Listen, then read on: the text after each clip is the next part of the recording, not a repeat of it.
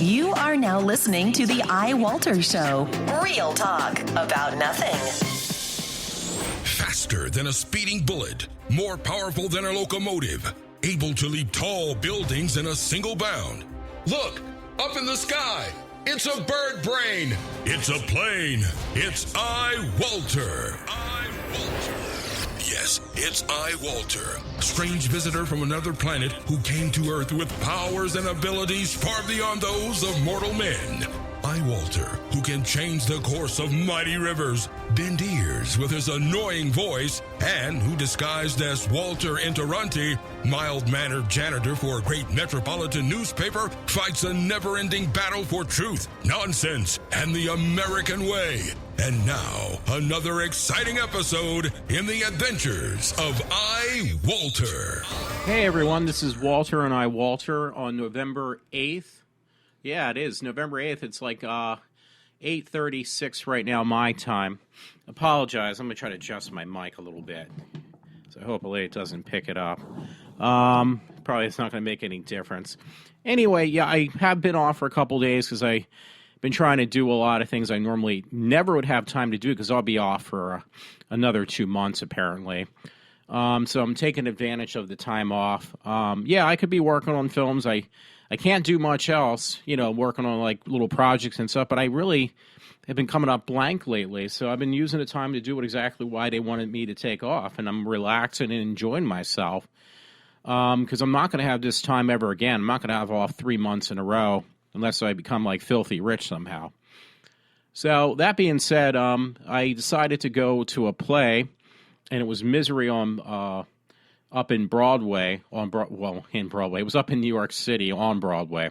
I'll talk about that in a minute. I actually was going to basically focus on what I had done. And I actually saw that movie, I think it's called Spectra, the James Bond movie, which I really liked. I'll talk about maybe that a little bit too.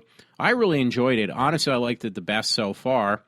I'm not a big Daniel Craig fan, but he did a really good job, I thought, because he actually said he enjoyed it too. I saw him on a PBS show. They did an interview with him on Channel 12, and he said it was like he liked that more because he was actually be able to get involved. I'll talk about that in a minute. I'm just going to get these stories I wasn't going to talk about. I wasn't looking for any stories, and I figured, oh, well, you know what? Some of these are really, really pretty good. I'm going to talk about one. Actually, I'll have to tip my hat for this lady.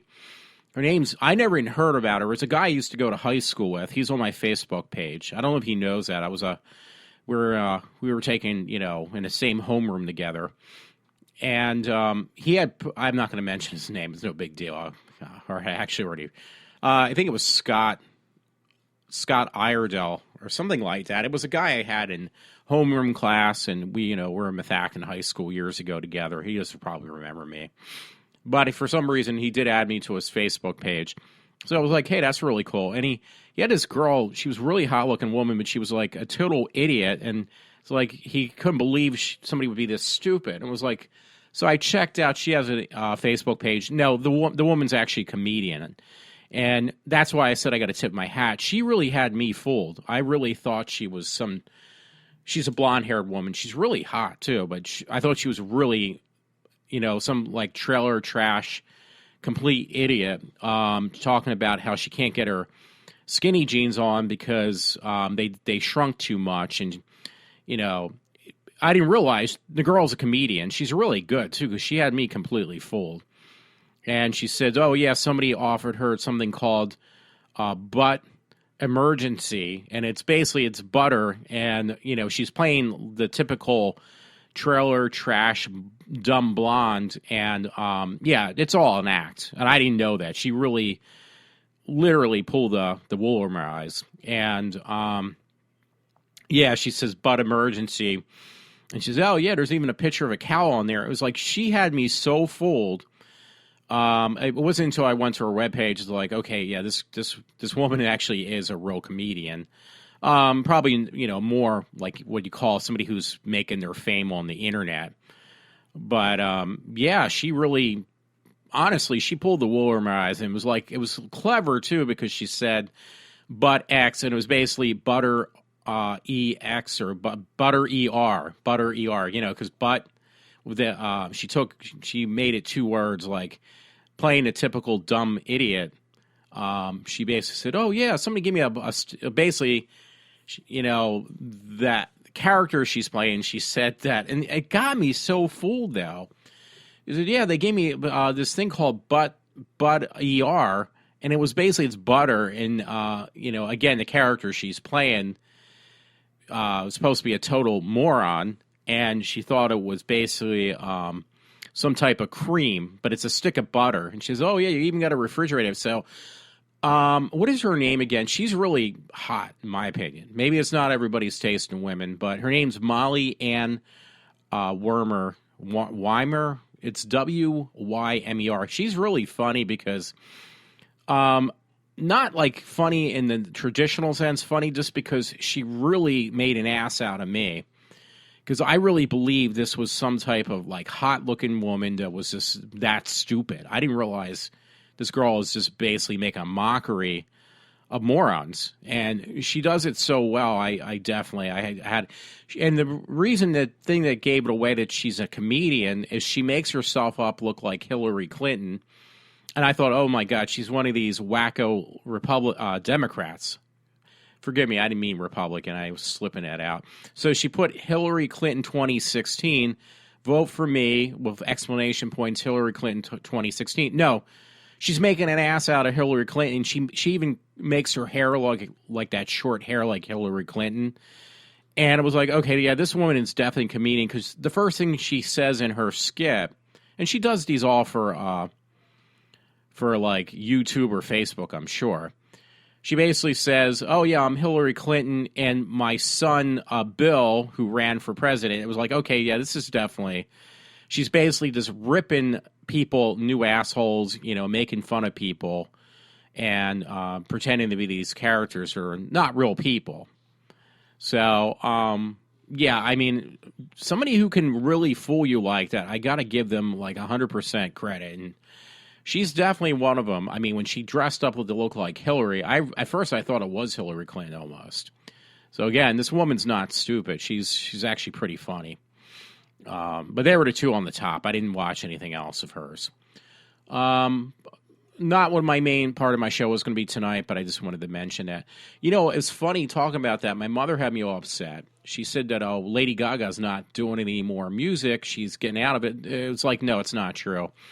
So last night I got home from New York City, and I looked up, and it was like there was a couple articles in new music by Lady Gaga. So I'm a big fan of her. So, hey, there's nothing wrong with that. I appreciate her.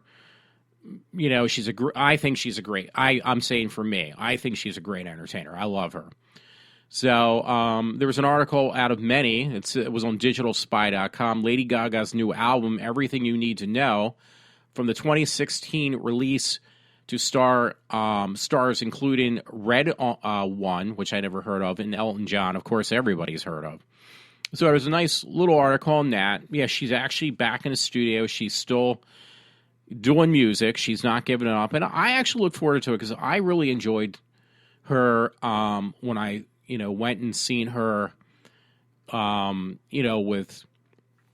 God, I'm going to draw a blank. So I'm going to turn around real quick and try to find... hold on one second.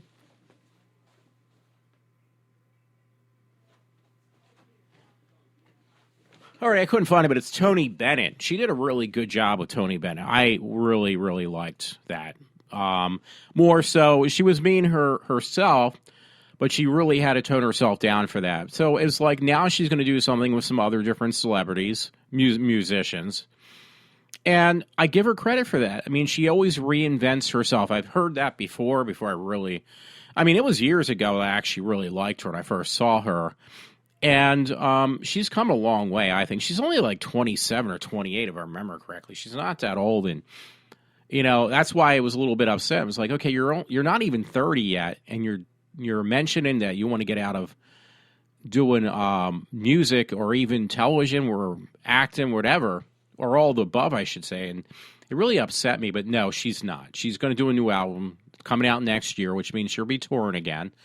And I'll definitely go see her. I actually really enjoy her. She's very entertaining. And there's nothing wrong with that. when it comes to the point that it's prohibited for you to be entertained, that it's very immature, then that person needs to, whoever it may be, I'm just saying in general, they need to grow up. They need to get a life. Life is way too short. If I'm going to spend every waking moment worrying about the next minute, what I'm going to do the next day, why should I live anymore? I'll just end up committing suicide. I've been close to there before. So, you know what? You feel more alive when you're actually, I'm not saying you should not work or try to better yourself, but people have told me in the past that, you need to be more responsible. You need to grow up. It's like, okay, well, I hate to tell you, when you reach that point, you stop living. You're basically the character from James Joyce's The Dead. You're a person who's just going through life, doing what everybody else tells you to do, and you stop living. So, I'm having had more, felt more alive, so to speak, in the last 4 weeks than I have in 47 years. And somebody will probably mock me about that, I'm sure. But, hey, that's on you, not on me. So, and I think it's really cool she's doing it. I just wanted to put that next. I'm going to go in what came up. You know what? I do have to say I have to agree in this point. It was from all places on Logo. I think that's like a gay channel on cable. I have nothing wrong with that. I'm just saying. And it says, trans woman ask Houston, do you really want me to be in the same restroom as your husband? And some of these transgender, these guys are women that were once men. They really not only look like women, they're really hot. And this is one of them. And trust me, you could never tell this was once a man. And she was just making a point that, would you really want me in the same bathroom as a man, using a urinal when I'm really not at least don't look like a man anymore. And it actually, if you also think you're not a man and you really want that far, yeah, I probably would feel really uncomfortable. And here's a good example. Maybe not. But yesterday, after I went and seen the play of Misery, I'm going to go into that, obviously. It was funny that they were cleaning the restroom, and there was a girl in there, and she was, basically cleaning up because there was another show taking place that night. I went to the 2:00 show. There's the later show. So they got to make sure to clean everything, even the bathrooms. And I had to use the bathroom really bad. I went in the store and I locked the door, but I could hear the girl roaming around. Did that make me feel comfortable? No. Now, you're probably saying, okay, you're talking apples and oranges. You're talking a real girl as compared to somebody who just looks like a woman. Well, trust me, this not even looks like a woman. I mean, it really goes beyond that. And it's just a point, I would not feel comfortable. If this person wants the whole 9 yards, and now they look fully like a woman, they're not just in drag, they really, because this woman has breasts, and she probably got even the other thing done. Yeah, I'd feel much more comfortable having this woman in. They got a picture of her, too. She's really hot looking. I can't believe that was once a man. I would not want her in the men's room when I have to do my business. I'm sorry.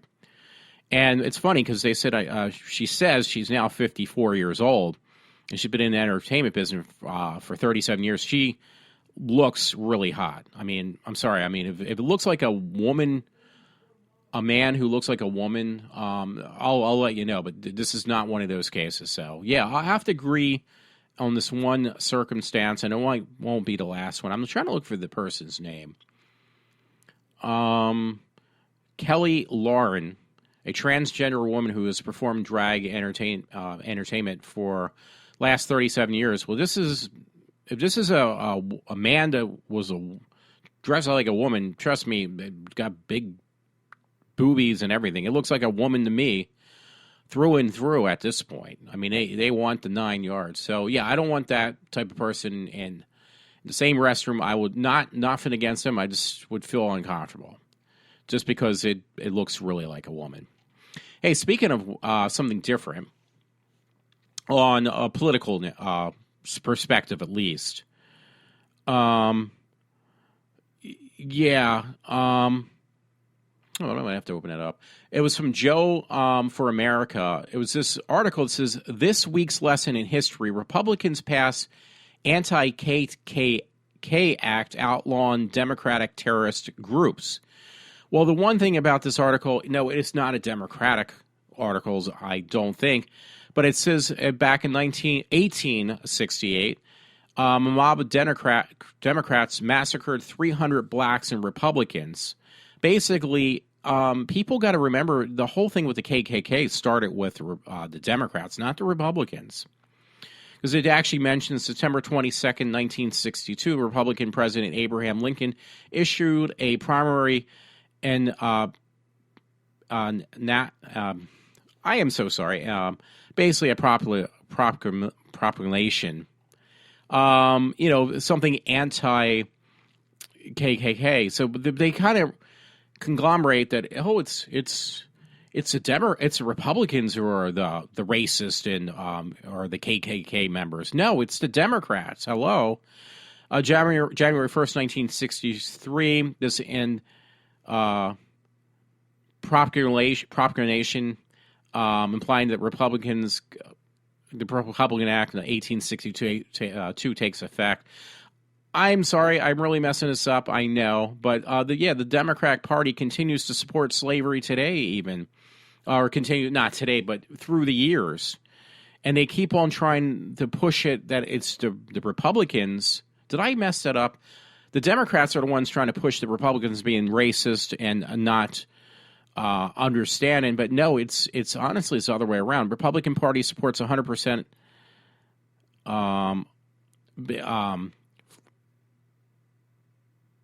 Never mind, because I don't know where this is going now. It says Republicans support 100%, Democrat Party supports 23%. Republicans Congress establishes Freedmen's Bureau to provide health care, education, and technical assistance and emancipated slaves. Basically, to get rid of slavers, I believe. Maybe I better look up that word real quick. So I am. Again, this is not the main focus of my stories tonight, but since I got stuck and put my word in my mouth, the word I can't pronounce of minors is a legal mechanism by which minors are freed from control of their parents and guardians. So basically, I understand what it means. I just didn't know how to pronounce the word right. But it was saying the Republicans are the one who wanted to free the slaves, not the Democrats back in 1865. In 1865, that was March 3rd, but in April 3rd of 1865, the 13th Amendment banning slavery passed by the U.S. Senate was supported. Okay, there we go. 100% Republicans and only 30% Democrats. So some people really are, as Rush would say, are stuck on stupid, where through the 1800s, it's always the Democrats that were wanting control in slavery and things like that. The Republicans were on the reverse side. Now they're trying to shed the light. Oh, no, it's the Republicans who think this way, not us. Well, you're a bunch of fucking hypocrites and liars. No offense. I'm speaking towards the Democrats. So people continue to believe that it's the Republicans who are the ones trying to control everything, trying to bring down the minorities, and trying to make bigger government, but it actually and raise taxes. No, it's the other way around. The Republicans are the ones that oppose all this stuff. It's the Democrats who are the ones trying to gain control of everyone and everything. So if you want to read the botched up story, it's from Joe the Plumber, who had posted it. And I'm glad he did. That was back on November 7th. I can actually say that now because it was actually yesterday, and it's going to probably be 2 days by the time I post this thing. A friend was upset. I thought this was interesting. iHorror had a story on that, that they are actually now, they're talking about they will make a remake possibly. Actually, yeah, not even possibly. They will be making a remake of The Crow. So a friend said they better not do that because somebody paid with his life. Obviously, it was, what do you call it, from The Crow, who accidentally got shot. They don't know if it was deliberate or not. So let me look up. Hey, I'm not all about names. Bruce Lee's son. I think it was Brandon Lee. Let me look it up.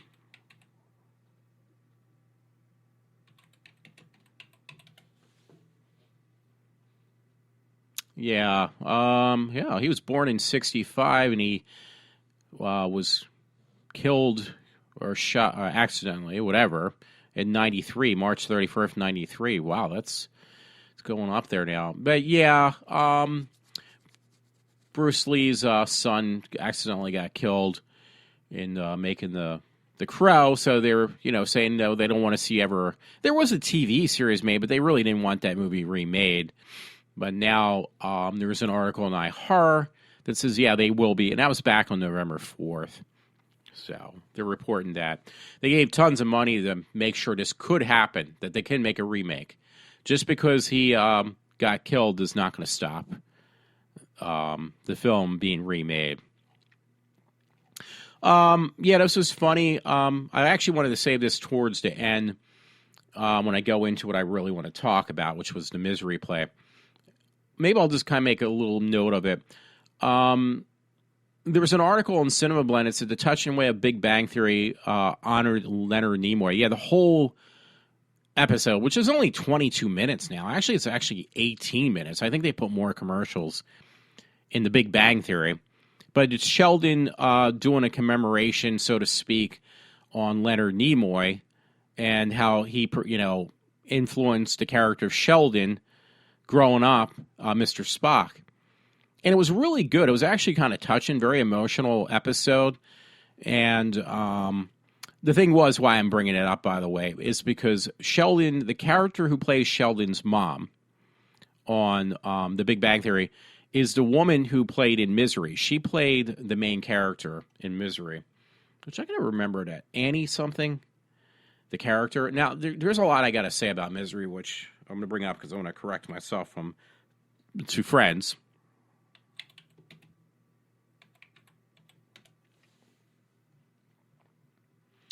Yeah, I should have just put in Misery because I want to know the characters' names. And by the way, the Misery play is based upon the book from Stephen King, not based upon the movie. So you got to correct. People think that, some friend told me that, next I'll, go see some type of cartoon made into a play. It's like, no, there's a reason why I want to see this, and this wasn't the reason, because this was based upon a movie. No, it's based upon a book by Stephen King. So I wanted to correct that right now. I want to go into more detail. Annie Wilkes. So there's a lot of tongue-in-cheek in the play and the movie I'll go into. But, yeah, she did a really good job. I'm trying to look at her name. The one who plays Bruce Willis and Laura Metcalf. She's a really good actress. She was actually on Roseanne years ago. She played a character. Her and Bruce Willis are both they're both exactly 6 years old. And Metcalf looks a lot better than he does. Bruce Willis, she looks actually younger than him. And I think she's kind of cute too. So, I have a crush on her too. But yeah, going back to, there's an article. It's kind of neat. I didn't really read it because I watched the show. I don't need anybody to tell me something I've already seen on The Big Bang Theory. I was glad to watch. It was really kind of touching. It's just they're so short anymore. Hey, by the way, I didn't know who he was because you don't actually see his face, but an actor, stuntman, whatever you want to call him, Robert Sewell, the fourth. Was it the fourth or the sixth? I get the Roman numerals. He just passed away, and it's like, who the fuck is he? Because I didn't even know who he was. Well, he's the guy who actually played the chainsaw in the Texas Chainsaw movies, the original one, I mean. So he just passed away the other day. It was like, wow, that's shocking. I didn't know what he looked like. He looked like like a little bit heavier version of Kenny Rogers, in my opinion. But I didn't know. It says, Gunnar Henson, originally Leatherface from the Leatherface from the Texas Chainsaw Massacre, dies at 68. I thought they'd used a different name when I just mentioned that a second ago. Whatever, it was on ABC. It was two different sources I'm using, too. He played Leatherface, the psychotic chainsaw welding killer in the 1974 movie, The Texas Chainsaw Massacre. Poses as at his home on April 29th, 2004.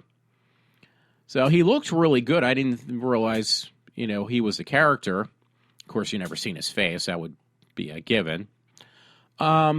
So, hey, rest in peace, as they put it. I feel really bad, but he's best known, unfortunately, for playing a serial killer. But he passed away. Believe it or not, though, Texas Chainsaw Massacre, the original movie, is considered I'm not even just saying this, but it's considered a cult classic movie.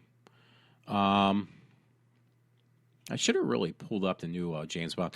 Oh, and happy birthday the other day to Christopher Knight. Who was he? Well, that's a good question. He played in let's see. Oh, Bobby Brady. Yeah, he just turned. Let's see. He was born in 57. I was born in 67. So he's precisely 10 years older than me, which indicates that he is 58. He actually looks really good, but you don't know if these publicity shots, besides this being made up, or they were more recent. But yeah, he's 58 then. So, hey, happy birthday, or belated birthday at this point. So, pretty cool. Yeah, I wanted to make my whole thing on I'm waiting, because I do got a story from the Daily Mail on Bruce Willis. I'll read that slightly. Oh, that's pretty neat, because she still looks good, I think. Who am I talking about? Well, Lucy Lawless is going to be on the second episode of Ash vs. Evil Dead. Actually, it says episode 3, Books from Beyond, a trailer. I guess that's the name of the third episode. But there was only one episode so far that I saw. And I'm hoping they will put it up that you can actually purchase those even through renting the episodes. I don't know how far Starz is going to go. But yeah, Lucy Lawless is like, a lot of people who watched her as Xena and stuff. I know a woman I work with. She's a year older than me. She's a big fan of Lucy Lawless. Like, she puts her on a pedestal. So, and that was one of the other reasons I want, by the way, to see, just let people know, Misery, was because there's a woman I work with. I respect her a lot. She's like actually born exactly the same date I am, February 7th, just a year earlier. And, we either agree or disagree on things, but she kept on telling me you got to at least watch the movie of Misery. They don't show anything, but she says that it's a really good suspenseful film based upon Stephen King's books. And I did have to read, and I'll go into that a little bit, I did have to read in college. One of my English lit courses, my professor was a big Stephen King fan. This is the reasons behind it, which I'll go into further detail. By the way, this was really cool. It was on the Daily Mail, by the way. No, it wasn't. I pulled up this article. I'm waiting to read. And at first I was a little bit like, okay, you know what? No, I don't want to watch this because it's on Saturday Night Live.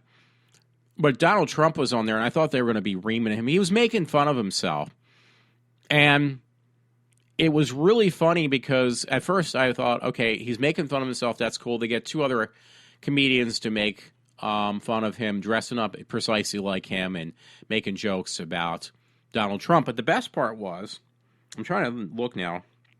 Hold on one second again. I'm looking for who was the guy who made Curb Your Enthusiasm, who also made Seinfeld. Because he was in the skit at the very end, and he said, well, they offered me a lot of money just to pick on you, so I figured, say you're a racist. So I said, I might as well do it because they offered me a ton of money. So I know a friend who likes that series. I bought the series. I never watched it because I loved Seinfeld. I thought it was the best show. So I'm looking at his name. Curb Your Enthusiasm was okay, but I like Jerry Seinfeld a lot better, being in the leading role. So It's right on the tip of my tongue. Larry David, yes. So Larry David is an incredible, like, I think he's better behind the scenes more than anything else. But yeah, he was a co-creator on Seinfeld. Seinfeld, I actually bought, and then I ended up selling it after I watched him. I regret doing that. That would be a show I would have watched again, because I thought that show was really funny. And I know for years I fought the show for tooth and nail of Seinfeld. When I finally watched it, I couldn't get enough of it. I was watching it, all 7 seasons, was it on? Or no, was it on more? I can't remember. Not important, but yeah, I flew through those seasons of Larry David's and Jerry Seinfeld's Seinfeld. I thought it was really funny. Yeah, so I watched bits and pieces of the last season. I heard that was really funny, of Curb Your Enthusiasm. But he comes in at the very end, and all you hear is like they're picking on Donald Trump, and they got other people doing it for the opening monologue. It was this past weekend, too, yesterday probably. And then at the very end, you hear somebody say, "You're a racist," and then they cut over to Larry David, and it's like, oh my God, that's too fucking funny. So Larry David basically said, well, they offered me like $5,000 just to say you're a racist. So I figured, hey, why not? So Donald Trump basically says, well, I respect a man who will do things to make money. And it was really, actually, it turned out to be a pretty funny skit, because otherwise, all these mockeries on Trump, I will just kind of disregard them all. But this one, I saw Larry David, and the whole thing actually just made sense, and it was funny. Hey, on the thing, I fight this tooth and nail because I just can't stand it anymore. And it was a show I've been watching since I was like 12 years old, so it's been almost 40 years, at least 37 in a row. There was an article on the new Doctor Who. It's this exclusive producer, Stephen Moffat, who actually, Muppet. I'm being sarcastic now. He actually does the TV series of Sherlock, which is really good. He was actually responsible for some other shows that I really enjoy. I just don't like Doctor Who as much anymore. It's just horrible. So they said he was accused of cutting the season short this season, which I really wouldn't care. And he says, no, I'm not. I'm going to do the full run series. And generally, there are only 12 episodes a season with the new series. And somebody accused him of only making 10 episodes, and he said, no, I'm going to actually do 12. Now, the interesting thing is, God, I really admire the actor who plays the new Doctor Who, and Peter Capaldi. I just needed to remind myself. And there's a publicity shot of Peter Capaldi right next to Stephen Moffat, and I swear to God, this publicity shot, he looks really good, Peter Capaldi, because the man usually looks like he's like some type of mummy. He looks really old. But I'll tell you, most people it takes a toll on the actor to play the character of Doctor Who, but it obviously did the opposite, the complete opposite for Peter Capaldi, because this man looks like he's in his 30s again. It's a really good publicity shot. Peter Capaldi, so that was what really caught my attention. Not that the part that they wanted to shorten the season, I wouldn't really care less. It was just the fact that Peter Capaldi, for an older man, he looks really good, and he's going to do another season. So it's good or bad. It's just not the show that I grew up with. So, and I don't expect it. Hey, this was really funny. I don't know who I got it off of. Oh, it's called "By the Way, I'm an Ass." Is the name of the person who put it up. So, yeah. And it was really, really funny. They show, it's like trying to make a joke of Dove. And you got to look at the picture because it's hilarious. And it says, we asked 100 women what body wash they prefer. 99% of them replied with, get the fuck out of my bathroom, you pervert. So I looked at this, and it has this lady, she's got this shocked look. She's in a shower. So the gist of the joke is you're asking women as they're taking a shower or bath, I assume, what is your favorite body wash? And they, it was just funny. It just got me I'm going to add this on right now because and it really is. I don't know how to get away because everything is so politically correct. It's called. I got to send this to a friend. It's called Classic Asshole, and that's the name of the Facebook page. I'm not even kidding. So, by the way, I'm an ass. So it's just people who are complete assholes and making fun of them. And hey, I think it's hilarious because it's actually picking on, I guess, uptight women mainly is what I see. So, me, I don't have a problem with that. So, and I'm not making it up. That is the actual name of the thing. So anybody who picks on uptight whoever, I'm going to be right there. You know that for a fact. So, well, people who know me, I should say, know this for a fact. So, yeah, I honestly, I really appreciated that. I thought that was really clever. Yeah, what was I going to say? I'm getting closer to where I really want to be. She looks really familiar. I think I know who she is. Katie Shakoff. She wants to play. Did I say her name correctly? Play Black Cat in the Marvel Cinematic Universe. She's a hot-looking blonde-haired lady. Oh, yeah, I do know who she is. She's hot, but she is the one who was not very friendly to me, and I met her in person. Battlestar Galactica, and basically, I think she played Starbuck, didn't she? Katie Shakoff. She wants to play. Yeah, she's really in love with herself. I'm sorry, I don't know how else to put it, but she wants to play Black Cat in the Marvel comic movie. I mean, don't get me wrong. I met some actors and actresses that can be, because I heard even that, when I remember hearing, what do you call it? Kevin Smith saying that Woody Call was real hard to work with in a movie he did with him, Bruce Willis.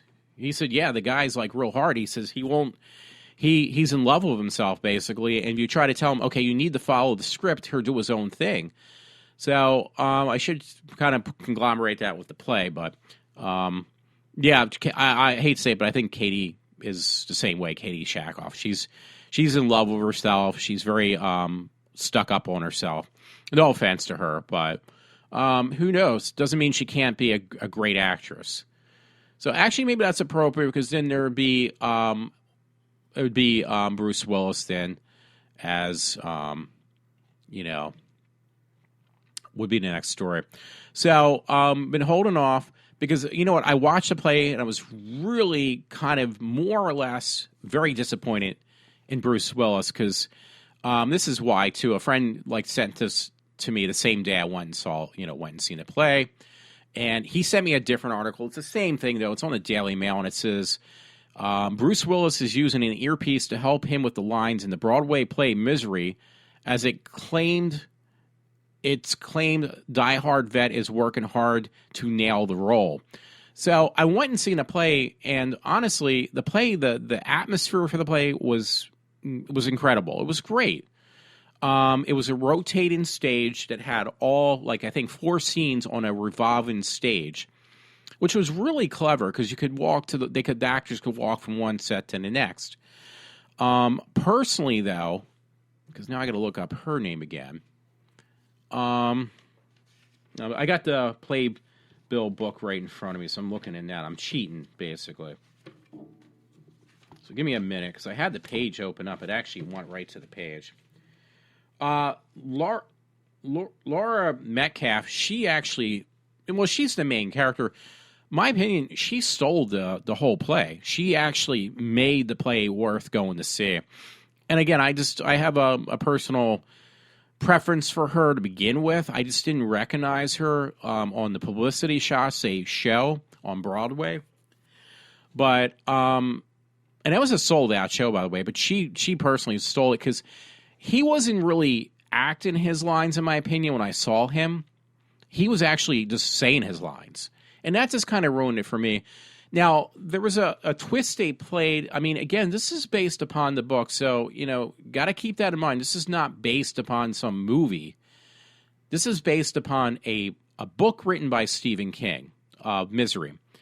And I didn't understand, Misery is a play on words. If you have never, I actually end up buying a used copy of the book for like $3.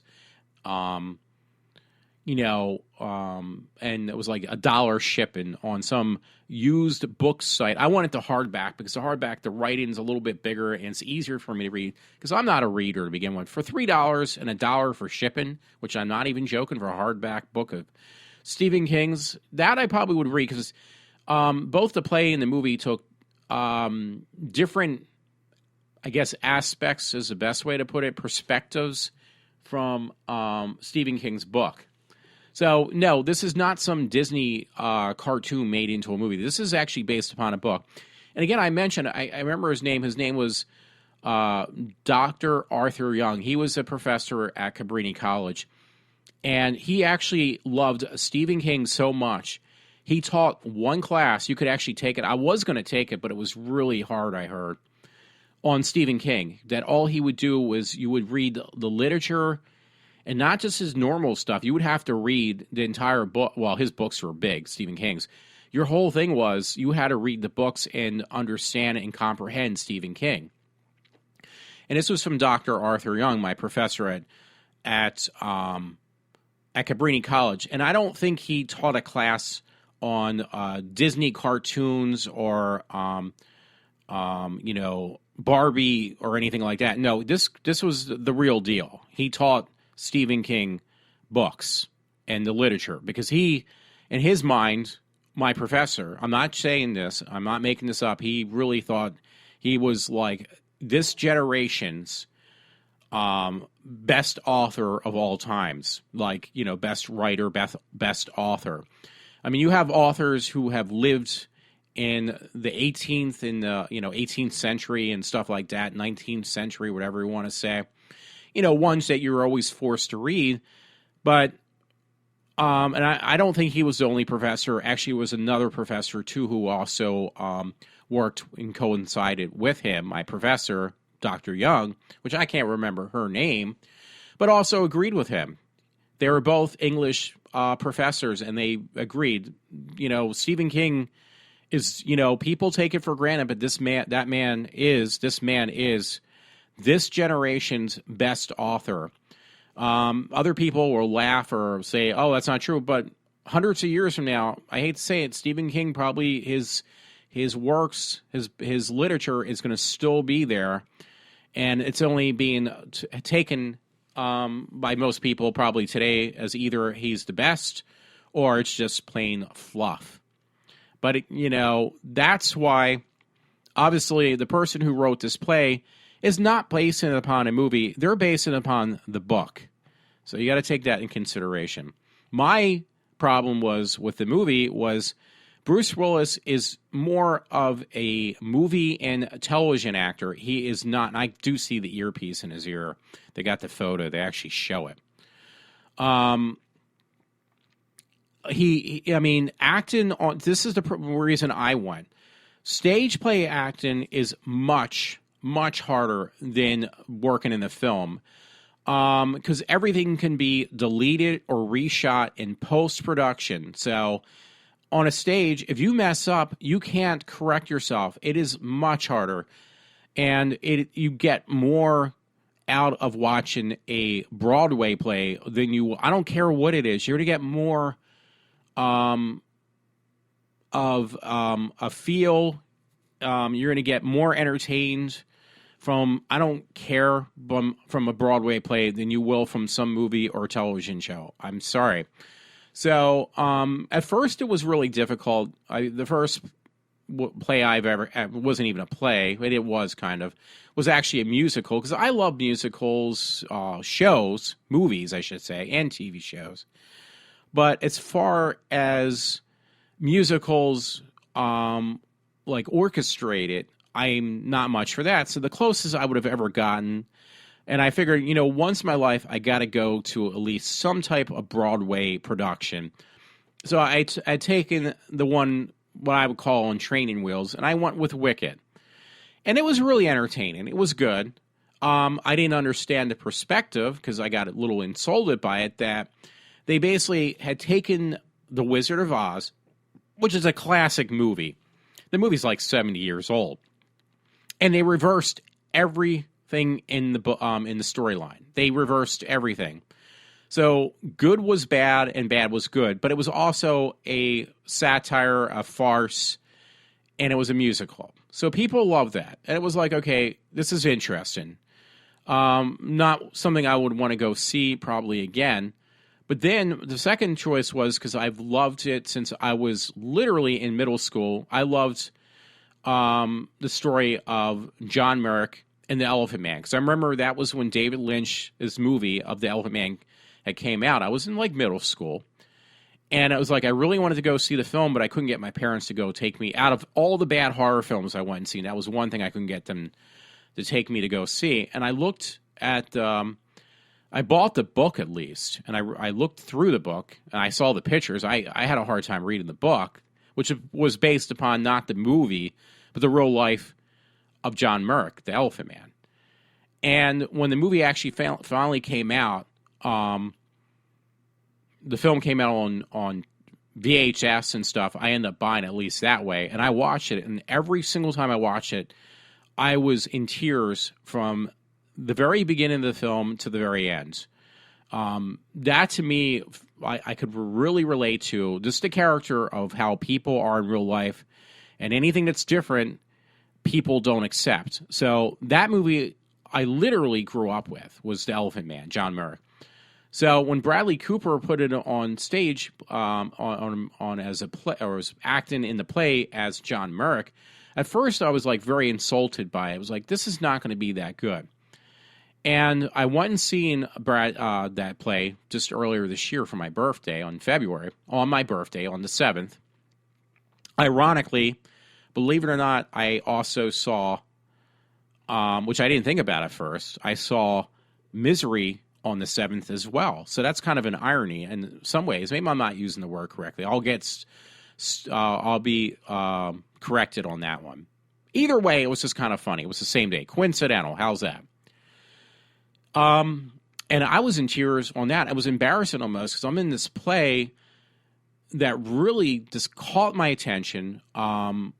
He did not have any makeup on, but Bradley Cooper did such an incredible job of twisting his body that it just tore me apart. And it was an incredible play. And it's something you will never have the same feel that you will when you see a movie. Now, what got me into like even production and stuff, or even in plays years ago before I actually went to a play 30-some years after the fact, believe it or not, was, you're going to laugh, was Doctor Who. Because I remember when I was a kid, I was 12 years old, and I watched Doctor Who, and those shows were shot so low budget, it literally looked like you were seeing a play. So I just want to defend going to these plays. That one friend accused me that, these are like basically, and he didn't say it directly, but childish stuff made into plays, and that I'll go to anything that's, like got a childish background. And it's like, that is absolutely wrong, 100% wrong, because Doctor Who was a children's program originally, and it was really low budget. Millions of people loved Doctor Who, and back then it was shot so low budget, it looked like a stage play. And what came out of that? Well, I actually got more interested in other shows on PBS, shows that were on like Masterpiece Theater. I got more interested in production work, film work, and stuff like that slowly from that, originally, when I was a kid. It wasn't until years later a friend, Matt, actually really said, hey, can you help me act in this film? And that's what really just got me burning for the burning desire to want to do production work of some sort, being in. And I actually did get my hands in production work over the years, locally. And it was very it was very educational for and what I like to do, very rewarding. Nothing else really has entertained, has fulfilled my desire for living more so than working in the entertainment business, even in the background, even on the simplest level. So, this is why, and there's nothing, honestly, I'm beginning to realize that it's just more expensive, nothing more rewarding than a live production. But anyway, Doctor Who actually got me more interested in stage plays. So when I went to college, I actually started, it got me actually, believe it or not, and this all stemmed from Doctor Who, it got me interested in Shakespeare. And that's no joke. So I ended up taking a Shakespeare class years later in college, and it was hard. And it actually got me more intrigued into reading Shakespeare, which you obviously did when you take a Shakespeare class. And it actually, from a professor at school who also basically, it was at Monco, Professor Curtis Herr, who was more into, he did stage production work. And he actually had us read a lot of stage plays, read them, literary plays, August Strindberg and Henrik Ibsen, some local plays, more recent plays, not all time period pieces. But that all stems back to watching a children's show that was more of a live production show by the way it was shot. So there's always something to be said about things. Now, I don't put Misery in this category, but I'm just saying it definitely, somewhere back in my past, has gotten me more interested in to look at more live productions. And this was the first one I felt really comfortable sitting down and watching, because Stephen King adds a twist. I didn't know the depth of the twist in the Book of Misery, because I read the articles, but it doesn't do it just cause unless you see the play and you read the book, which I haven't yet, and watch the movie. Because the whole thing about Misery is the name of a character, a woman character from the 1900s, they were love romance stories. There were a series of books. That's what Misery is about. And how this one woman made her whole life, and I know I'll get accused that I'm the same way, she made the character of Misery herself. She lived her life through these romance novels. And it was kind of a mockery, because you think about it, the name of the story, the book, is called Misery. The character's name Misery. And this woman becomes psychotic from reading these novels, and actually kidnaps the author of the book and tortures him. So anyway, the story reads, Bruce Willis is one of Hollywood's most iconic action stars, thanks to his roles in the Die Hard franchise. This is from the Daily Mail. But now the 60-year-old megastar has taken onto Broadway's stage with the play Misery, based on the Stephen King story. Let me read this again. Misery play based on the Stephen King story. And you read his books, they're over 1,000 pages a book. So don't confuse of this being some cartoon being made into a play. It is not. It's based upon a book. Most plays are based upon something, and a lot of them are based upon older, stories, or obviously, the modern plays are based upon stories from books or novels or something, not movies. I want to stand corrected on that. And it says, on Friday, New York Post reported the father of rumor Scout and Tala is using an earpiece to help him with his lines. So I could kind of tell, again, that was my downfall, or not my downfall, it was his downfall, that I really had a problem with, because he did sound like he was just saying whatever was going through his earpiece. I could do that. A friend and I did this film that I wrote the script, called The Train Station, last year, maybe 2 years ago now. I can't remember. I think it was last year. And that was very time-consuming. And it was really hard for me to do. But I couldn't get anybody to act in it that I really could be happy with. I couldn't afford to pay anybody, so I did it myself. And my acting was really horrible. And so was my friends. I'm sorry. But Bruce Willis's was one step below our acting. That's all I'm saying, because he really, literally felt like he put no emotion into it. But the man is an actor for film, not in television, because he worked on a TV show years ago, too. But he at least made an effort. The way this play was laid out, I'm talking about the scenery. I'm trying to look for her name again. Laura Metcalf. They all did an incredible job. And this is another thing. They actually, for the character of the police officer who keeps on trying to investigate what happened to Bruce Willis's character in the play, they changed him into a black man from the movie, because it's not based upon the movie. It's based upon the book. And that actor was really good, because I could see, this was obviously, these characters are based upon the stories from Stephen King, not from the movie. And how did that come about? Because I didn't read this. A friend, I'll have to ask him. He read the book. He watched the movie of The Shining. Stephen King's The Shining. Now, why am I mentioning that? Well, you remember the main character of the black guy who ends up getting killed in The Shining? At least in the movie. Well, the character that this stage play actor played of the police officer reminded me exactly like him. And I'm sure that Stephen King bases his characters, in other stories, like the same type setup for the character. I could see that. Now, the only stuff I did read were the short stories. I read all three of them, actually. And I'm drawing a blank. Well, actually, it was named the same. We had to read this because it wasn't a full Stephen King literature course that I had taken in college. And the three short stories we were told to read were The Body, Stand By Me, made into the movie, but we didn't watch the movie. We read the story, Stand By Me. It was a really good story. I also had to read, it was all in the same, they were short stories.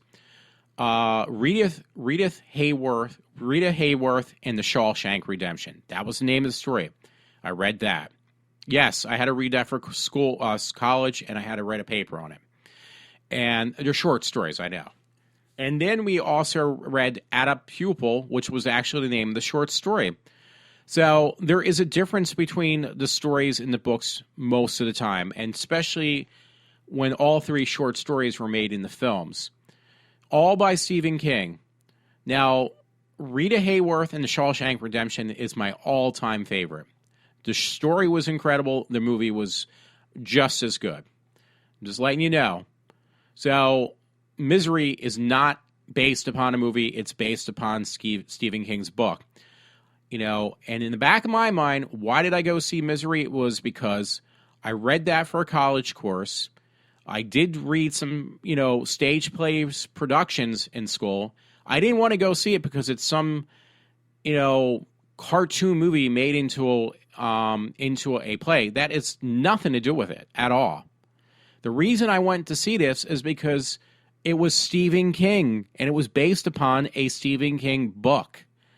That was the main reason and the only reason. And then plus this woman at work kept on telling me that Misery was her favorite story of all of Stephen King's stuff. So that was what generated me buying this ticket. And it was a last-minute thing. So I'm just trying to clarify, and this is not me just making things up or just trying to defend myself. I am telling you the absolute truth.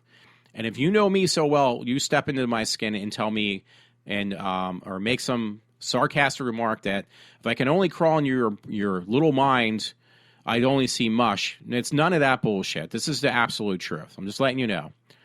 Anyway, bullet point underneath says, a little help. Bruce Willis was seen with an earpiece during the curtain call performance of Misery on Broadway in New York City in late October. It's technically not hit Broadway yet.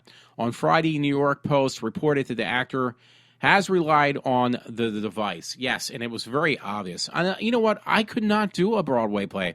They did two that night. Yesterday when I went on Saturday afternoon, there was 2 times he had to do this performance that day. The ex-husband of Demi Moore can be seen with a plastic earpiece in his right ear during the October 22nd curtain call of the show. Willis delivered a well-received performance and teared up when he got a standing ovation. And he did not a great job, but I give him an A for effort. And I actually, I really just liked the tapestry. I loved everything about the play. It was just him I had a hard time with. And I'm not taking anything away from him. I'm just saying it's not easy either. He really made a big step, probably more than but he made it work. So that's what counted. Anyway, it says Willis delivered a yeah, I already read that. And yeah, trust me, that sold out right before the play was done. There was not one empty seat in the Playhouse, not one. Because I actually asked, I wanted an orchestra seat. I said, I'll pay the extra money because I got what was called the mezzanine. And the guy told me, he says, your seat is better. You're uplifted. You can see right above, and you're not going to get any better. You're going to pay an extra $100 for a ticket, and you're not going to be as happy as where you are now. He says, you personally, the guy at the theater said, you got a great seat. You don't want to change it. So, and he was right. I really was. I really, it was, I don't regret doing it. It says several actors have been using earpieces on Broadway, which I did not know. Al Pacino reportedly has one for David Mamet play China Doll, and both Cecily Tyson and James Earl Jones are wearing them in the Gin Game.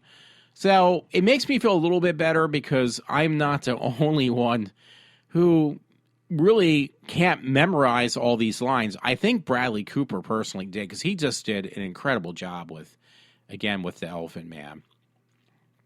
So, and again, why do I can't keep her name in my mind?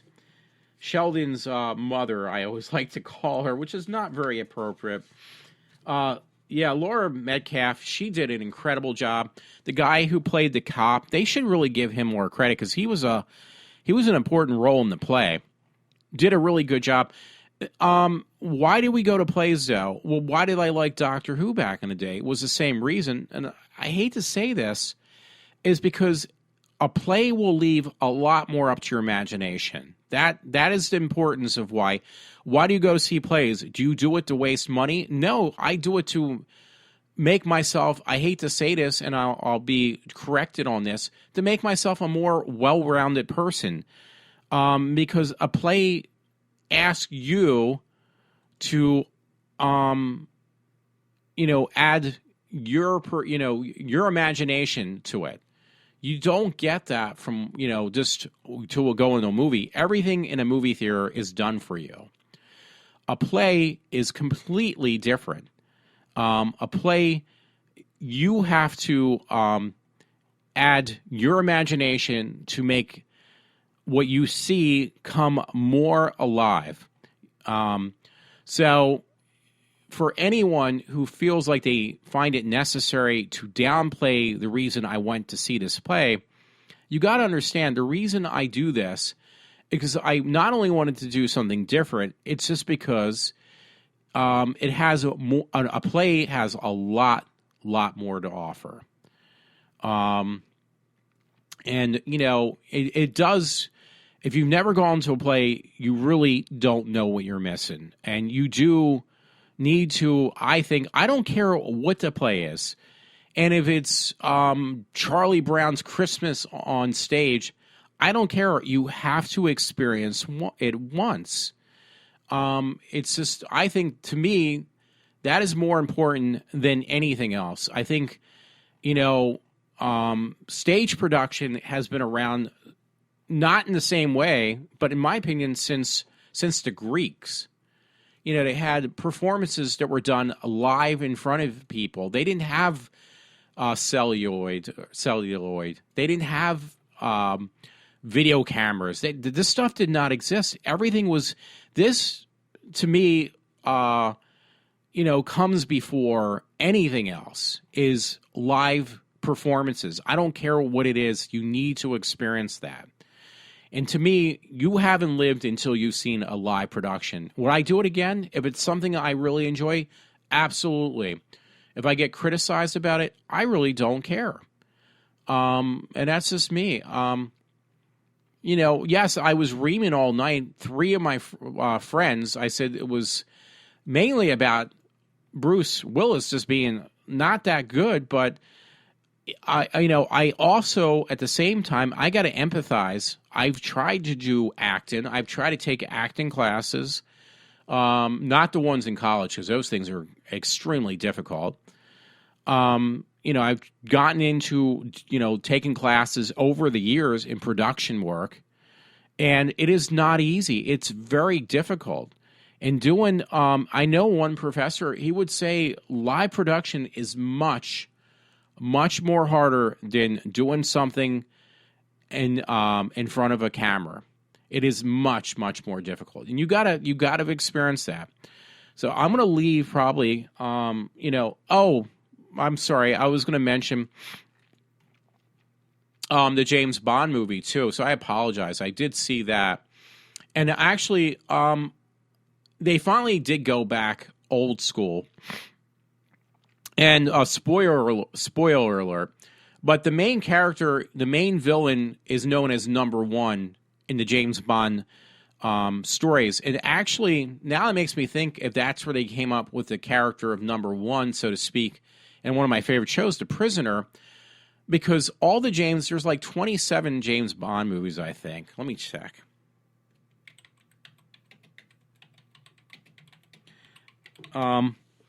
And they're all based upon the books, the stories. And Spectra is actually just basically came from the characters right out of the stories. So I thought there was like 27 stories or movies. I could be wrong. It's something like that. This last one made, I think, $73 million, probably close to 83, and they said it's the second highest grossing movie in the James Bond series to date. So, I thought it was like 27 though, but yeah, they're Now, who was the guy who came up with the character? Anyway, yeah, the main villain. To me, it's like Sherlock Holmes versus Professor Moriarty. Well, Number One is exactly the same. He's the supervillain versus James Bond. Like Number One, and why I mentioned that was because if you ever watched the series of The Prisoner, there was a Number One and things like that. Number Two, obviously. Number Six, who was the prisoner. I'm trying to see now. Why can't they just give me a straight answer? They're just naming all the movies instead. And they're only going up to... Oh, wait. Let's see. I will get a number in... Actually, I'm sorry. There's actually 24 films to date now. And Spectra was the best. Number One was the villain. They had somebody equivalent to me to like the old school villains that James Bond could not freaking kill. You know, somebody equivalent to like Jaws. And Number One is best known as, to me, was with Roger Moore and Donald Pleasance playing Number One in one of the films. Now, Telly Savalas also played the character that I like to put, because he was put as known as Number One, because he was the Number One villain. He was the kingpin, literally, of the villains. And the character either had hair or did not have hair, He's best known of by most people as in Austin Powers, where he did a parody in Austin Powers that number one was Dr. Evil. Well, that is basically the number one villain in all the James Bond movie stories. Not the movies. I'm talking about the actual paper. You know, you got paper. I can't make the shaking noise of paper. Written in text, not in movies. But the movies are based upon the stories. Written by... I want to make sure I get this this author's names right.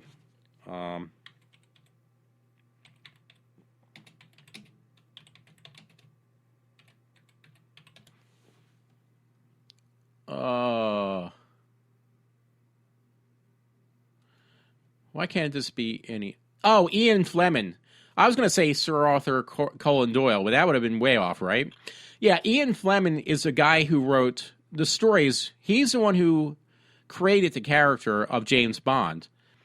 And the very first movie, believe it or not, back in the day was with Woody Allen, and it was Casino Royale. And that was actually, it was a comedy. I tried to watch, I think, a little bit of it one time. I just couldn't really, I don't know, I might have to give it a shot. I think I did watch it. I just can't basically remember much of it. Let's see, Casino.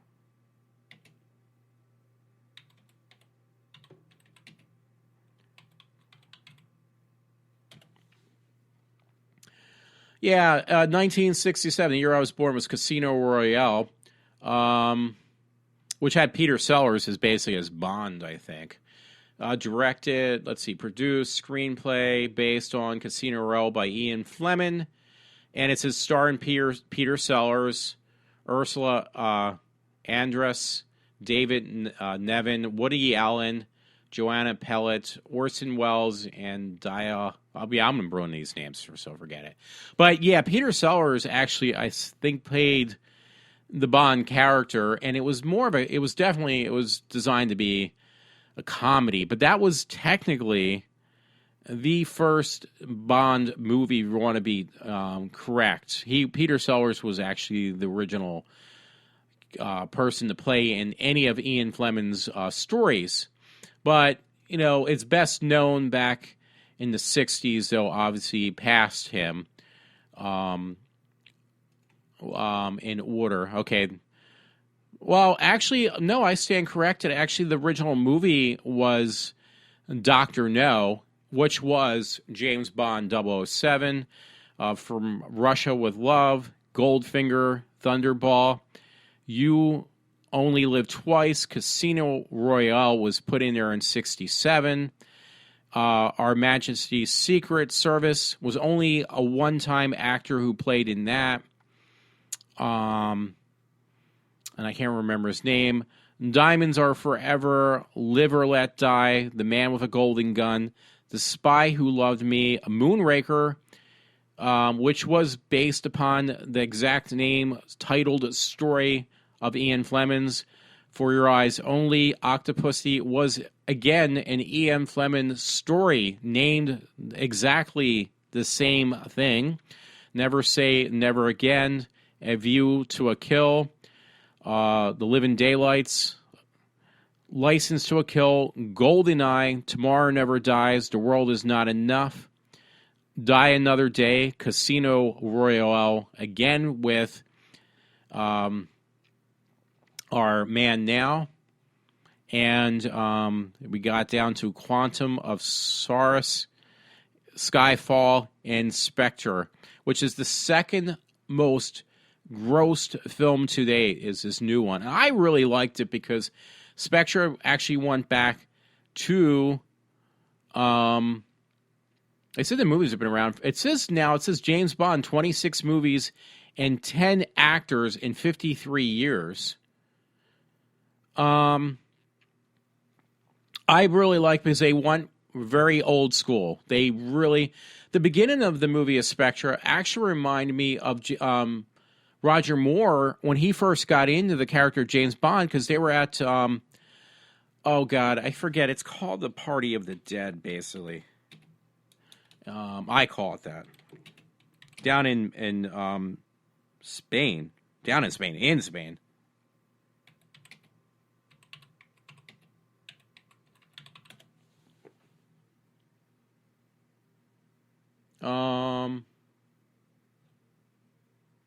It's basically, no,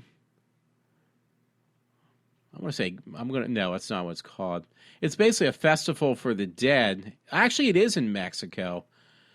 Fiesta for Mexican Day, the Dead. They basically did that, and I can't remember the precise name to give it, but they had that in the beginning, and that reminded me of, exactly, yeah, because that's a Mexican and, a Mexican holiday, and that was really, really cool. I'd actually be intrigued to see that. If one thing I would say about Mexico, their culture is really enriching in many ways, but that is one of their biggest things. There was a game made out of this day, and I'm trying to look, because I'm looking at it now. That would be one thing to actually see, because it looks really interesting, is the fiesta they put on, or whatever you want to call it, for the celebration of the dead. I mean, it really is a holiday, and they did the opening scene of Spectra in that, and it was incredible. It was really cool. You see it as Day of the Dead. Yeah, I wish I could think of the name. But that whole film, it definitely was very, very old school. There's a couple slow points in the film, but overall, I really, really liked it. I wish I could remember the name of the celebration of the dead in Mexico, because that is one of the things that looks really cool. I think, basically, it says Mexico and Hispanic population. Well, it's the same thing, but it says it's related to All Saints Day. But that actually is one thing. It just reminded me, because there was, like, if you think about it, well, actually, it was more with voodooism, the one I'm thinking of with Roger Moore. But this actually to me, it had the same feel. The movie. In the beginning of the movie of, let me see if I can, it's not Quinceañera. That's something else, James.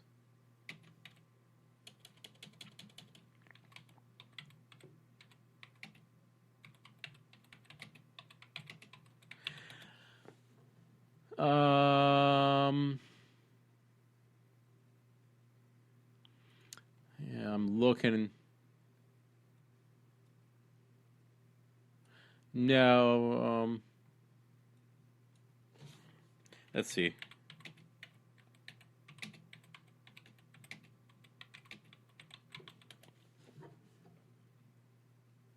Yeah, this was 9 hours ago. I'm trying to look for the name of this thing. It says it was the James Bond Spectra shoots the second biggest James Bond opening ever.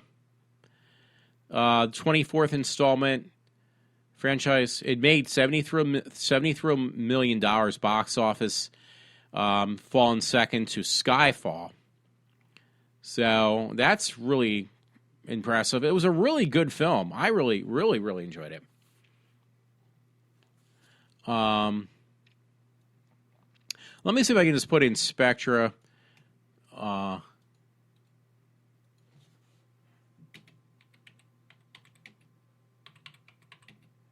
Let's see if I can put in ceremony.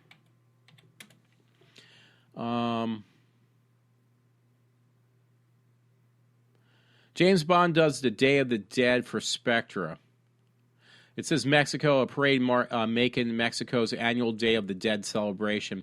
But there's a name for that, and I can't remember the name. Yeah, it was really, really good. Speaking about that, there was some list of movies I wanted to buy, and it's by a Spanish director.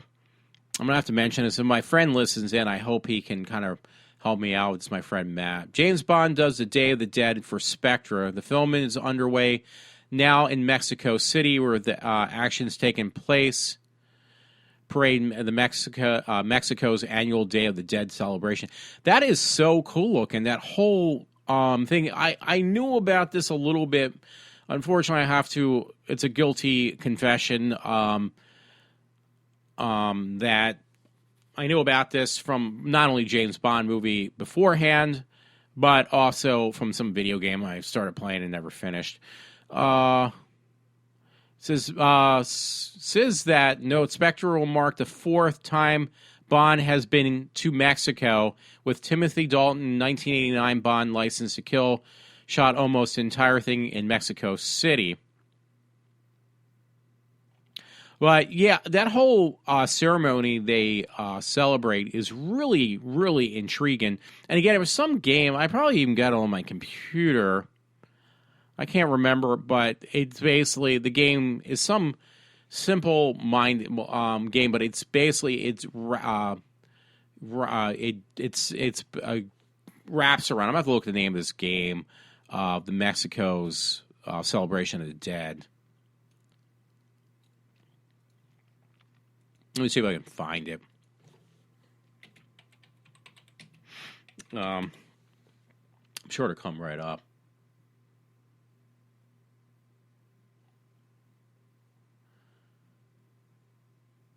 Yeah, I can't pronounce the name of it. I think I did find it finally. But yeah, that whole thing is.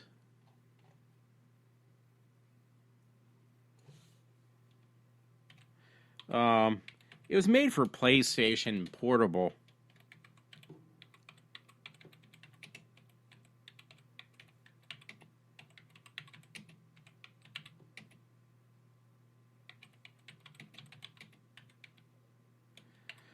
Sorry about that.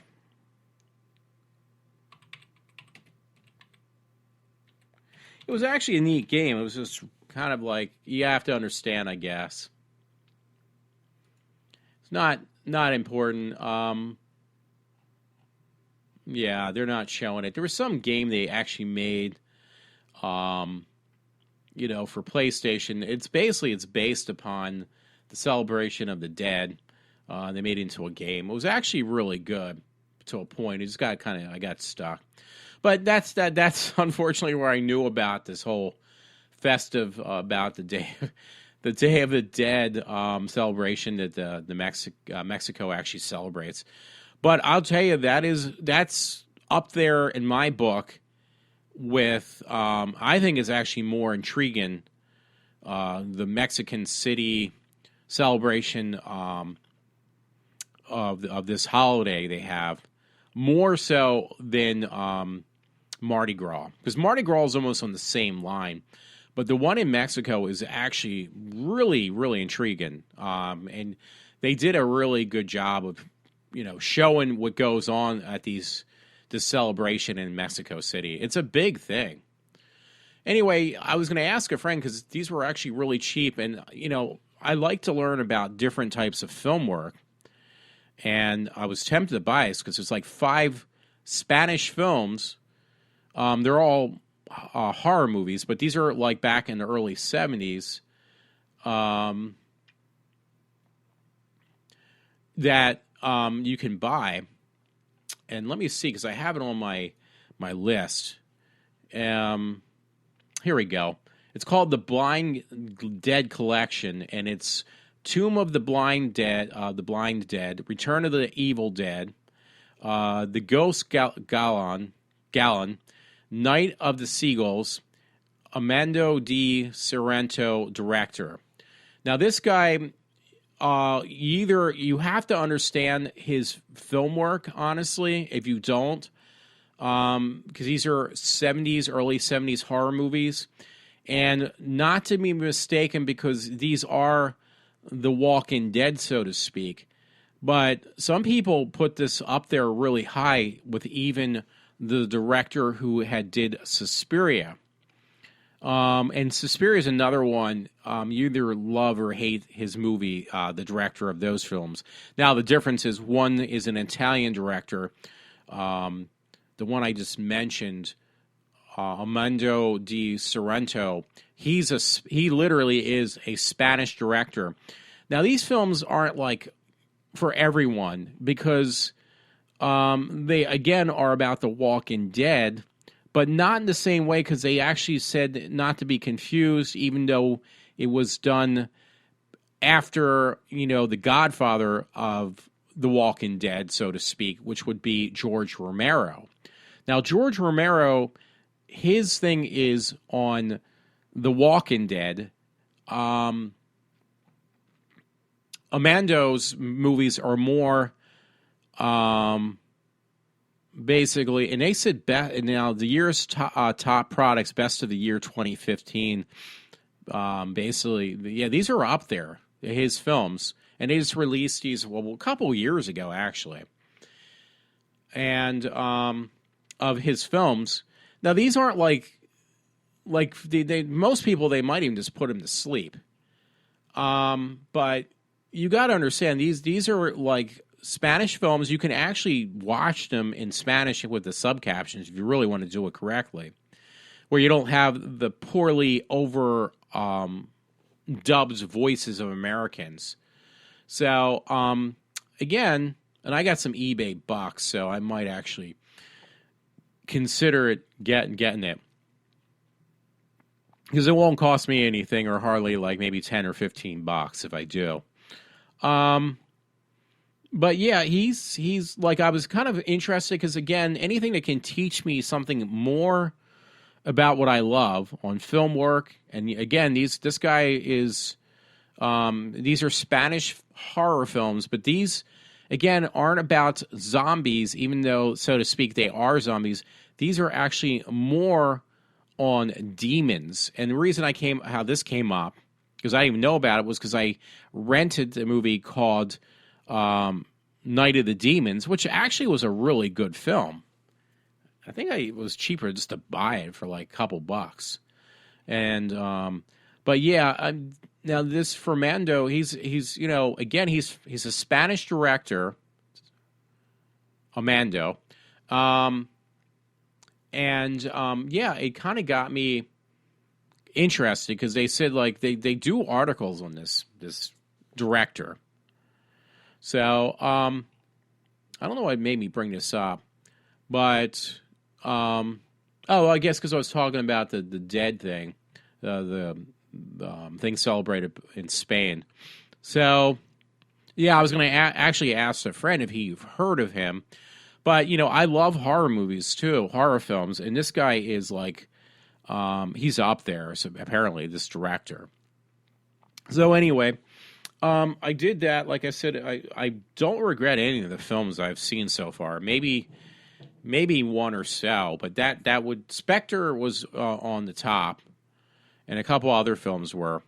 But you know what? I like to reach out in every direction I can. I don't try to be a closed-minded person and just think that I know everything, and everybody else is clueless on their atmosphere around them or their surroundings. And that is not me. So seeing this film is the reason I did that. Went to that film, went to this play, went to other films, is I tried to just see everything, every perspective. And my interest in life is entertainment. So, and there's nothing wrong with that. So everyone, folks, I'm not sure how long I dragged this program out tonight, but I'm going to end it now. So hopefully you enjoyed it. Misery was definitely, I actually got, when I got home last night, that's why I didn't do a show. I decided to, and I fell asleep after the movie, but I bought the movie. It was $5 during Halloween, of Misery on Blu-ray, literally $5. So I bought it because I wanted to see it, and I didn't bother to watch it. So I ripped open the shrink wrap, watched the movie, and was very entertained by both the film and the play, but in two different for two different reasons. And the fact that I did have to read back years ago in college, I did have to read Stephen King's stories, shorter ones. I might have to dig into and actually read the book. It was $3. It was $1 for the shipping because the book's been out of hardback print for for a long time. The book is at least 20 or so years old, I would think. Let me check. And I'll put, let's check.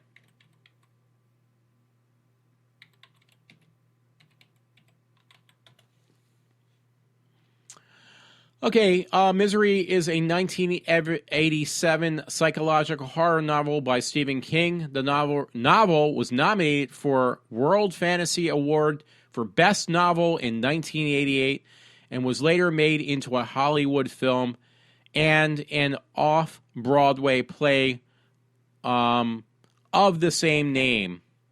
So 1987. So that's going back. That was one of Stephen King's most popular books, obviously.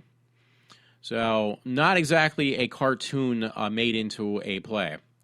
So, and again, the play is based upon the novel by Stephen King, not the movie whatsoever. So, I know I've said that so many times, you're probably just tired of hearing me say that. So, that being said, the film adaptation came out 3 years later. I'm just curious now. It's 2015. I want to say 2016. I'm already done with 15. Minus, let's see, 1987. That was 28 years ago. So some of those people that may have seen that film, now I'm saying it, who had went to see the play might have been not even born yet.